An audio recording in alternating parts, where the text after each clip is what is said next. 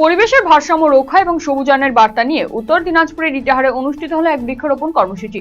বিকশিত ভারত প্রকল্পের অধীনে গ্রাম উন্নয়ন এবং বন দপ্তরের যৌথ উদ্যোগে এই কর্মসূচি আয়োজন করে স্থানীয় প্রশাসন। 18 আগস্ট ইটাহার পলিটেকনিক কলেজ প্রাঙ্গণে একটি অনুষ্ঠানের মধ্যে দিয়ে এই উদ্যোগ বাস্তবায়িত হয়।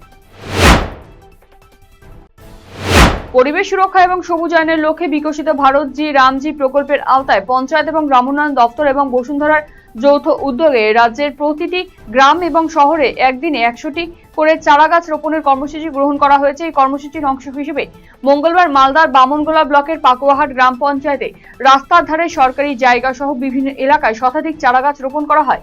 উপস্থিত ছিলেন পাকুয়াহাট পঞ্চায়েতের প্রধান সোনালী সোরেন সহ অন্যান্যরা। বিশ্ব উষ্ণায়নের প্রভাব রুখতে এবং দূষণমুক্ত সমাজ গড়তে পশ্চিমবঙ্গ সরকারের নগর উন্নয়ন এবং পৌর বিষয়ক দপ্তর এবং বন দপ্তরের যৌথ কর্মসূচি সবুজ স্বাধীনতা 2026 সূচনা হলো ডালখোলা পৌরসভা এলাকায়। মঙ্গলবার ডালখোলা পৌরসভার ব্যবস্থাপনায় স্থানীয় তিস্তা প্রকল্পের কার্যালয় চত্বরে প্রায় 100টি গাছ রোপণ করা হয় পৌরসভার সেলফ হেল্প গ্রুপ এবং স্থানীয় অরাজনৈতিক সংগঠন মারওয়াড়ি যুবা মঞ্চের তত্ত্বাবধানে। এদিনের এই বৃক্ষরোপণ কর্মসূচিতে পৌরপতি ছাড়াও উপস্থিত ছিলেন পৌরসভার এক্সিকিউটিভ অফিসার বিমান দাস সহ অন্যান্যরা।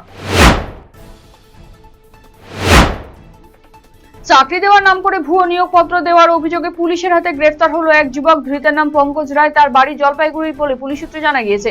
আইসিডিএস দফতরে চাকরি পাইয়ে দেওয়ার কথা বলে ভুয়ো নিয়োগপত্র দেওয়ার চেষ্টা করছিলেন বলে অভিযোগ। মঙ্গলবার অভিযুক্ত যুবককে রায়গঞ্জ জেলা আদালতে পেশ করা হয়। মানিকচকে ফের ধাক্কা খেল তৃণমূলের আনা অনাস্থা প্রস্তাবের পর পঞ্চায়েত সমিতির গঠন পর্বে কার্যত নীরব থাকলেন দলের সদস্যরা। আর সেই সুযোগেই বিনা প্রতিদ্বন্দ্বিতায় মালদার মানিকচকে পঞ্চায়েত সমিতির দখল নিল বিজেপি। নতুন সভাপতি হলেন বিজেপির রিঙ্কু মণ্ডল এবং সহকারী সভাপতি নির্বাচিত হলেন বিজেপির পল্লবী মণ্ডল।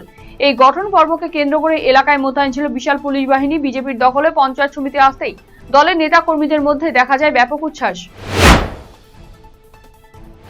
জমি নিয়ে বিবাদের জেরে দুই পক্ষের মধ্যে সংঘর্ষে জখম বেশ কয়েকজন। ঘটনাকে ঘিরে উত্তেজনা উত্তর দিনাজপুর জেলার গোয়ালপুকুরের গোয়াগাঁও 1 নম্বর গ্রাম পঞ্চায়েতের মোহাম্মদপুর গ্রামে।